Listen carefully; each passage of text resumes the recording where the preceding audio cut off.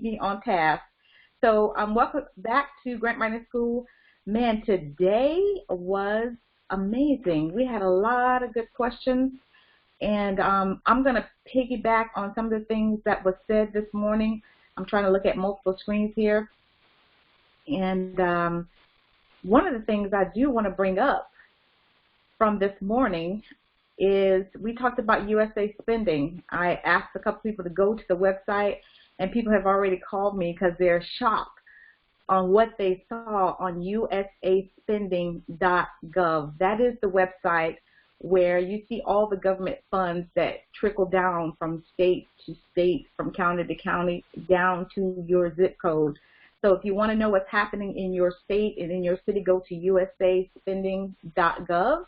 You'll see that over $1.5 trillion was given to all of the 50 states here in the United States. And it kind of increased because of COVID, but still $917 billion has not been accounted for. I won't say accounted for, has not been used. So that tells you all the money that the government has. And so I tell people to go on there, learn everything you can about government funding. So when your time comes, you will be ready. And that's what I tell people, to always be ready. And so that's what Grant Writing School is all about, for you to come and learn everything you can about Grant Writing School. Thank you for everybody who has joined us on Instagram. If you'd like to come live with me to ask me questions, feel free to come on and ask questions. I'm watching you on Facebook too if you have any questions. But some of the things I want to talk about, we're getting to the end of the year here in the U.S. So some of the things as a nonprofit, thank you so much, Maggie, I appreciate you. Some of the things as a nonprofit, you should be reviewing your bylaws. Now, I know a lot of times when we get our 501c3, we just put those bylaws somewhere in a folder or somewhere in a drawer, and we never look at them again. Trust me, please look at your bylaws, because I have visited churches, I have visited other nonprofit organizations, and they have signatures from board members, and some of those board members are deceased. Yes, true story.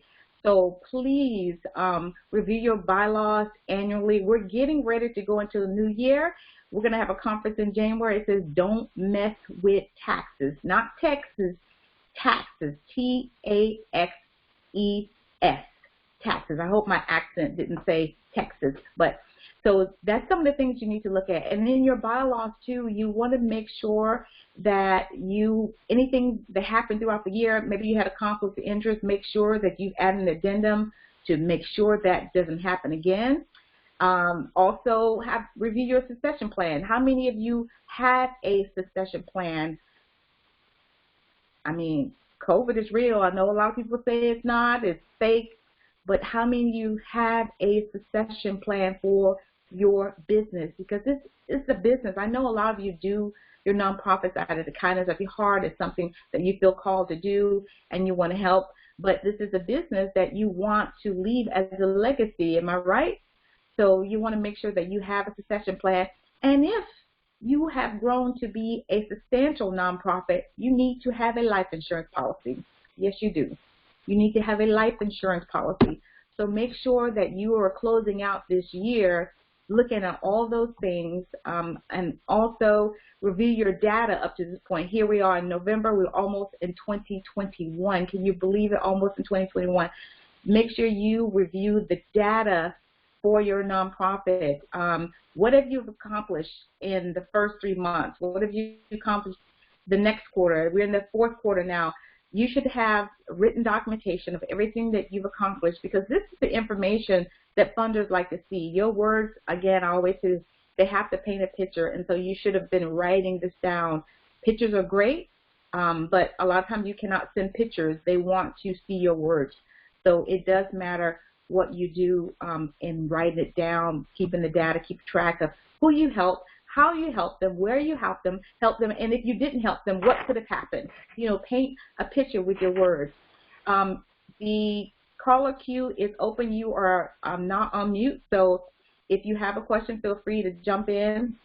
I unmuted everybody tonight, and we have people always calling in from New York, Texas, California, North Carolina, Florida. So thank you all for always coming back and to listen to the conference call on the Grant Writing School. Hello, Demetrius, my friend from my hometown, DeSoto County, my hometown. Appreciate you coming on, saying hello. I also want to talk about those who are starting up. Right now, I have a lot of people who always ramp up and say, you know what, I'm ready to jump in my new year, get my 501c3. It's time. I've been putting it off. And so here's some things I want you to know. A lot of people, because you can go on the irs.gov and get that EIN, and it's free, you can get it in like 60 seconds, pretty much 2 minutes at the most.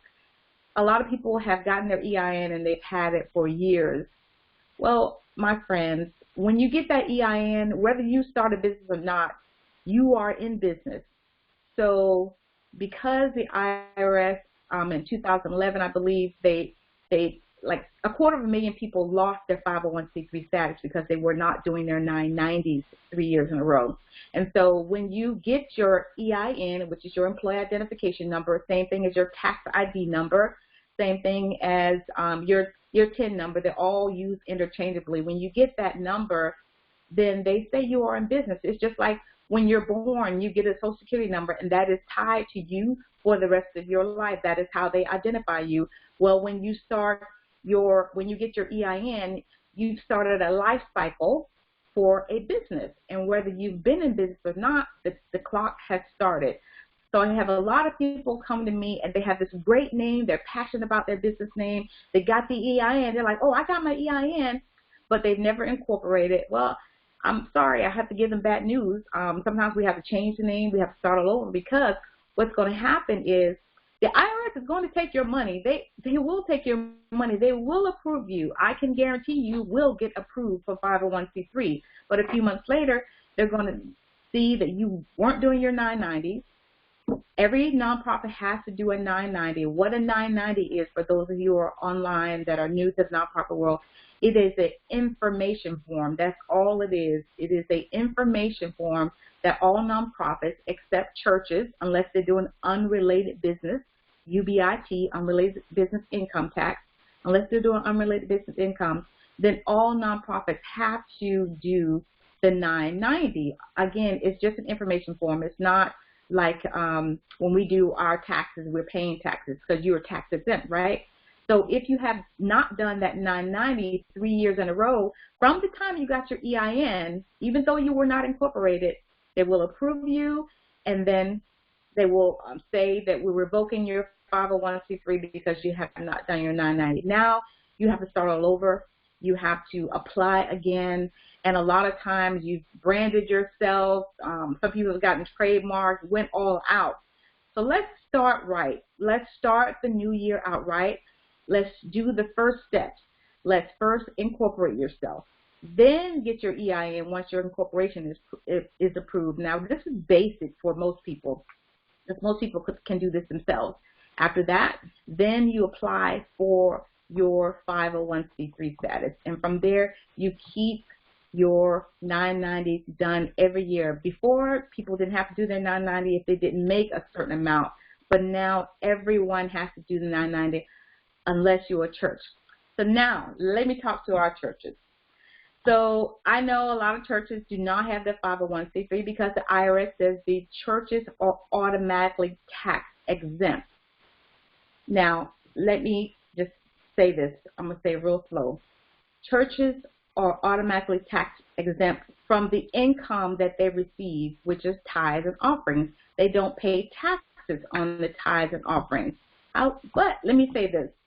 It does say on the IRS publication 527 that, and it's a tax guide for religious churches and religious organizations. If you want to go to the IRS like me and you love reading everything about nonprofits and the IRS stuff and grant writing, if you want to go, just type that in the search bar. It does say churches, however, can apply for the 501c3 if they want their donors to be able to write their donations off on their taxes. Now, I give a lot of money to nonprofits throughout the year, whether it's through church or other nonprofits. You all know me, and I give the grants away. So I want to be able to write off on my taxes. So I always ask, do you have your 501c3? Now in Florida, there's something called a Florida sales tax exemption, and churches automatically get that. I mean, they don't have to have the 501c3 in order to have the state sales tax exemption. So what does that mean? That just means they don't pay taxes when they go to the store, when they make purchases.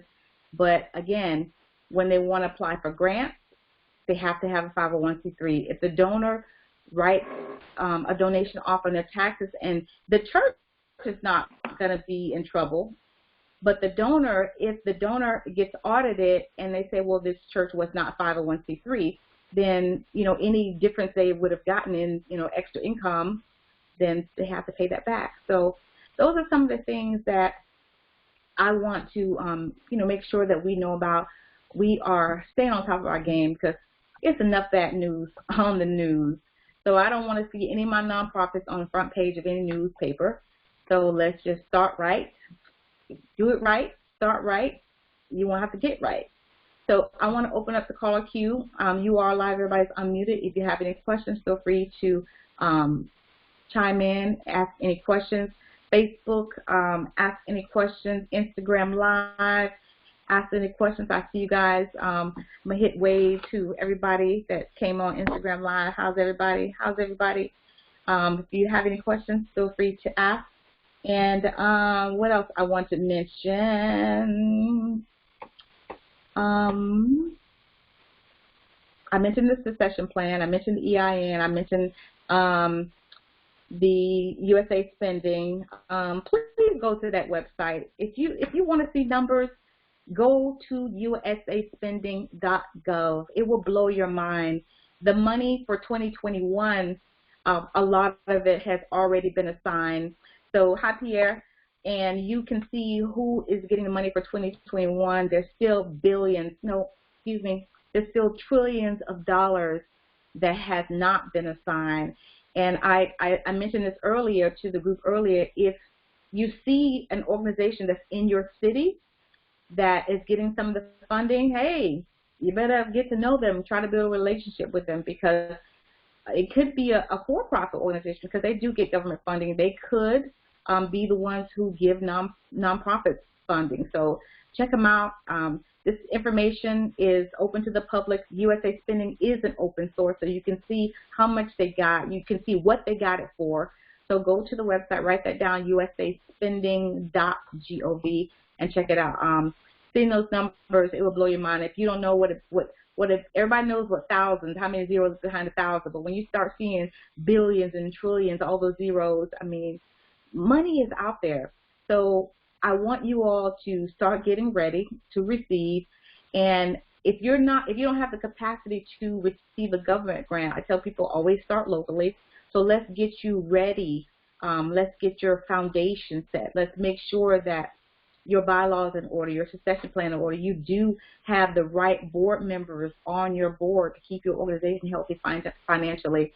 You do have data. You do have your demographics. Your mission statement is easy. I mean, you should know your mission statement. Oh, let me bring this up. Okay, let me say this. Oh, thank you so much, Dee. So I read something. Not going to do any call outs or anything, but I read something. This girl had something up. She was recruiting board members, and I'm going to talk about that in a minute again too. She was recruiting board members, and basically just saying that she needs board members to help her do X, Y, Z. Let me just say that. Well, when you recruit board members, don't just recruit them because they're nice, they look good, they have a nice smile. Ding. No. You want to make sure that they can help you move your organization forward. You want to make sure that they have the understanding. Maybe they've been on a nonprofit, served on a nonprofit board, or they know people. They know how to help you raise funds. You want to have those types of people because everybody's passionate about something, but make sure that they're passionate about what you're passionate about as well. So there was another girl or person, let me say that put online, I saw she was looking for a grant writer, and I wish I could read it, but I don't want to. I'm using my phone as well. She was saying, looking for a grant writer, don't have a mission statement. These are her words. I don't have a mission statement. I don't have any money. she was listing all the things that she did not have. We've been in existence for 3 years, and I get it. Sometimes when you start a nonprofit, you're excited, and then life gets in the way, things happen, your job, whatever. But let's back up. I would not put that online. I would have probably rephrased it. First, I would have went by word of mouth. People, I wouldn't have put that online because your donors are maybe online seeing that. And so we want to, put our best foot forward. Hello, welcome to the call. Want to put our best foot forward. And so I would have approached it like this. Just say that I'm looking for a grant writer, because right now this person needs some structure. She needs somebody to kind of structure her whole organization, lay out the groundwork, lay out the foundation, if you will, for her nonprofit. Because if she doesn't have a mission statement, she's been in existence. Maybe it changed. I don't know. I don't know all the details, but I just know I was kind of shocked when I saw that. So if you have any questions on the call queue, feel free to ask any questions. If you have any comments on Instagram or Facebook, feel free to ask your questions.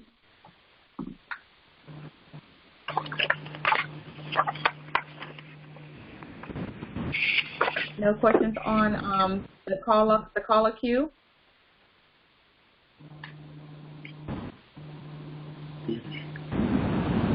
Okay. So let me get back to the bylaws. I was mentioning the bylaws. Somebody asked a question about how you change your bylaws. Once your bylaws have been signed, then you cannot change what's been written into law. What you do is add an addendum to the end. What's that website again? The website is USA Spending, like United States of America spending, all the money that we spend. Usaspending.gov. That is the website that I want you all to check out. I'm looking on Instagram for those of you on Facebook. So Usaspending.gov. So so you can add an addendum to your website. And this is a very common question that people say, I don't want to get kicked off my board. I don't want people to have control over me. And I get it. This is a public organization. Your nonprofit is a public charity, so it really doesn't belong to you. It belongs to the public. But I understand. I do understand what you're saying and how you feel. I mean, this is your baby. It's like, you want it, just anybody being a surrogate mother or father to your baby. So you can put a clause in there, whether it will stand up in a court of law. That's to be seen. But you can put a clause in there. I've seen some high-profile people have different clauses in their bylaws stating that if they were to be removed from the board, then the board would pay them for X number of years. They would pay a lifetime insurance. I've seen all kinds of things on there that kind of keep people from voting the founder or the president off the board. So it's kind of tricky. It's something, when you get to that point, you probably need some legal counsel. If you ever get to that point. So I'm not providing you any legal advice today. I'm just, giving you information. I've been doing this for 20 years. I've done 501c3s since 1999. When they had the paper, you had to order the forms, either type on them, and I did have a typewriter, or you had to handwrite them. Now everything is electronic. So I've been doing this for quite a while, so I've seen a lot. Wait a minute. I told you guys last meeting. Okay, we got some people on the call queue. I'm gonna put you on mute. Okay, and does anybody have any questions on the conference line? Feel free to ask. If you want to unmute yourself, press *6 and the number 1, and you will be unmuted if you have a question. And then I'll unmute you actually. Okay. All right. Any questions on Instagram? Anybody want to come live? Pierre, what's going on with your nonprofit? I mean, you came to the proposal writing class. Have you written your full page proposal yet? Where are you at with that? I would love to know. Let me see if I can invite you on, put you on the spot. I know you're probably at work. Okay. Facebook. Anybody have any questions on Facebook? I see there a couple of experts on Facebook watching me. Thank you for sharing. Maggie Gaines, she's an expert at doing helping nonprofits. Take a moment. Also, Elizabeth People, an expert at helping nonprofits. I should know. She is amazing. Both of these ladies are amazing. So if you need their services, I love people, and the one thing about us in the nonprofit world, especially the people I deal, we're not in competition because there's millions of people in the world. So I love sharing, I love helping people, and I love the way they share with me. So Pierre, how are you doing on Instagram? What is going on with your nonprofit? Oh God, I need so much help. Can you hear me? Yes, I can hear you. What kind of help do you need? I need some structure. You need structure? Everything is all set up, but I just haven't had the time to do what I need to do. Like every time you do these live videos, I'm at work. So yeah, just to get this information so I can get things on them. So, but yeah, I mean, that's pretty much it. I need some help organizing the flow of what needs to go, what needs to take place. So, because everything is set up, I just need to buckle down and get a grant ready. Okay. So I can get some things in order. Okay. So what I keep hearing is I need to do this, I need to do that. Do you have a strong board of directors? I have a board of directors. I wouldn't necessarily say strong, but I do have a board of directors. Are they busy like you? Yes. Okay. Okay. So maybe you need to, go ahead. Go ahead. No, I was going to say, but I am like clearing a lot of things off. More time. Okay. So maybe you need to. Board director. You broke up a little bit. What'd you say? No, I was going to say, like, my board directors, they're very active in the team. So I do need them on my team. They know a lot of people. They have a lot of connections. Just the footwork. Okay. Okay. So I was going to say maybe you need to expand your board, and you just gave them some very positive feedback that they're active in the community. So maybe all of you, not just you. I see the video streaming, so our wireless connection could be off. Maybe all of you need to get together. I could get together with all of you, and we have a strategy session, because if you're the founder and all the ideas in your head, you shouldn't be the only one giving the information. They all have to hear it too. So maybe, hello, Edna. How good to see you. So maybe that's something that we could set up. I don't know if all these people work with you, or hey, we don't have to be face to face. We could do it all virtual. Okay. That's like something that I can set up soon, hopefully. Okay. Yeah, because I need to get on it. Okay. Well, let me give you a time frame. How about that? So okay. I'm going to give you to January 31st. Oh, yeah, that's more than enough time. All right. See, I'm easy. I'm easy. Hello, Ella. It's great to see you. So, okay, you have until January 31st. Write down all your problem areas. Okay. Write down all your strengths. I know you're passionate, and I know you're a hard worker, but you shouldn't be using all your money. Write down. You came to the proposal writing class. So I want you to start, writing that. Even though you may not feel like you're an expert, you may not feel like you can flow, but at least start writing something down, and then when I see it, I could say, okay, let's change this. Let's move this around. Okay, I'm not sure what you're saying there. Okay? Okay. All right, great. Thank you for coming on. No problem. All right, and tell everybody what you do. What do you do for a living? I'm a fireman, Orlando firefighter. Wow, he's a firefighter. My goodness. You're a firefighter. I say every time you live videos, I'm always at work. Wow. But I do what I can to keep up with. So, yeah, I mean, I'm a firefighter, dad, coach, counselor, all kind of stuff. So, wow. But yeah, but I'm trying to get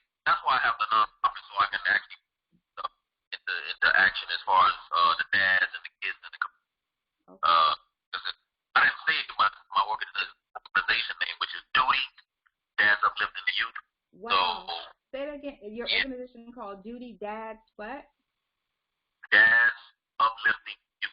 Wow. Duty, D-U-D. Dads Uplifting Youth. I like that, Duty. I love it. And he's a firefighter, a father, a coach. So you're a busy person. That's what usually, a lot of people who run nonprofits, they're busy. So we definitely got to give you some help. And thank you for your service to our community and our city. No problem. All right. You're welcome. All right. Hi. So I will coordinate the dates with my staff and write down some of these things that I need to do, and then we'll get this thing going. Awesome. All right. Thank you for coming live and being vulnerable in front of everybody.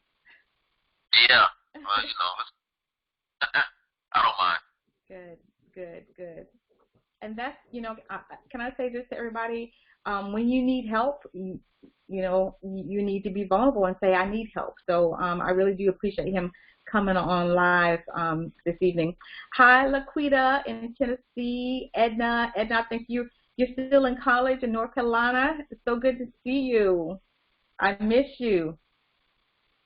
Oh, you know what? I don't mean to cut you. That's okay.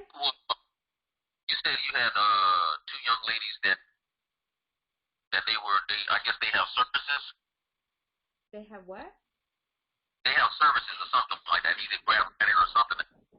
You have two young ladies that I don't know if I was like in and out, so I had to get off of a call. So. Okay. Yeah, they set up nonprofit, but I know Elizabeth would be great. I'm not sure what else Maggie does, but Elizabeth does help with kind of structure, so maybe I could bring her in to the meeting when we meet. She helps nonprofit with structure, and she's really great. She would probably be somebody that would be with you for a long time. I'm in multiple places, so that's why I'm trying not to stretch myself too thin. But so I will invite her in there too. Okay. All right, great. Good listening ear. Yeah. All right, you have a good evening. All right, you do the same. Thank you. Thank you. All right. Okay. So that was good. I hope you guys learned something from that. And like I said, I appreciate him being vulnerable. As I said, when you need help, you have to say, I need help. Don't be like somebody who's on the side of the road that to say I'm just gonna wait or just keep walking miles and miles and miles when you can just stick that thumb up and say, hey, I need a ride. So that's what we're here for. That's what really nonprofit consultants, that is really why we do this. We do this because we love, because we don't get paid a lot of money. We don't get lawyer fees. We do this out of the kindness of our heart. So, if you have a chance to get with somebody who's been doing this, respect their time, respect what they ask for when they ask you to pay, and because you're going to learn a lot along the way. We don't just do your paperwork and leave you alone. At least I know I don't. Some of my clients I've known for years, and they'll call me and ask me a question. Sometimes late at night because they might be on the West Coast. I'm here on the East Coast, so it's a relationship. We build a relationship because that's what I teach them to do in the community. So the caller queue, if you have a question on the conference call, press *6 and the number 1, and I will unmute you. And thank you all for being so patient, because I've been on Facebook Live and Instagram. You guys are so wonderful. Press *6 and the number 1 if you have a question on the conference call. And if you have a question in Facebook, wow, I wasn't paying attention. Okay, good. Maggie, great. Maggie and Elizabeth. So all three of us. I'm going to just introduce you guys to them, and y'all can take over. Okay? Great. Maggie and Elizabeth. Great. This is fantastic. So we'll coordinate that when I hear from him. Remember, I gave him till January 31st. So I'm going to let him do his homework. I may make a soft introduction between you two with him, but he's great to work with. He's honest. He pays. So I think this would be a good relationship for you all to have. Press *6 and the number 1 if you have a question on the conference call. Again, thank you all for listening. Thank you all for coming to Grant Writing School. Go to grantwritingschool.org. Sign up. please, because there's so many things that's getting ready to happen, and a lot of times we'll send out newsletters for something that we do. It just may pop up in a week. It just may be up for a week. Ella, am I taking appointments? Of course, I'm always taking appointments. Or are you talking to one of the girls? I don't know. Oh, Elizabeth, are you taking appointments? Of course, Elizabeth is taking appointments. This is what we do, and we love what we do. So you guys, if you're speaking to Elizabeth, make sure you connect with her. And we have a group of certified nonprofit consultants that I've trained. I don't know, when did we start? 2012, and all of them have multiple skills. Pierre said thumbs up. So all of them have multiple skills. Some do 990s. It's a range of backgrounds. Some even have their degrees in nonprofit management. So there's so much help out there for you. Good. There's so much help out there for you. Good job, Elizabeth. She's on Facebook sharing her information. That's great. Her website is called yourlife.consulting. Anybody interested, yourlife, L-I-F-E, .consulting. So if you don't have any more questions, this has been great. I have been up probably, I don't know how long. I know you don't care, but I'm probably going to be up a little late. I've been up since 3 o'clock this morning. I have some more writing to do. I have some more studying to do. So 2012. Thank you, Laquita. Since 2012, great times. So I love what I do. I appreciate all of you for listening.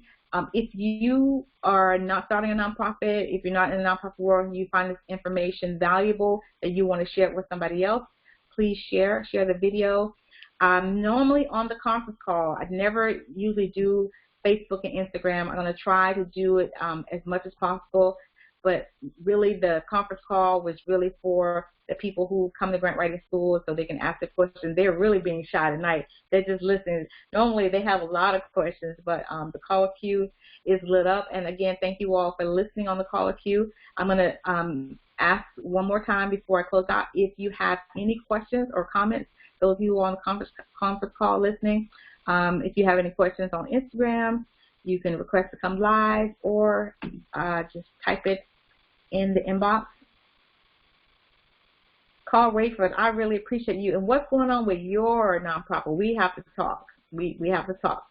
So I'm interested in finding out what's going on up there. And you know, I don't have to fly to Chicago now. We could just talk on Zoom or whatever.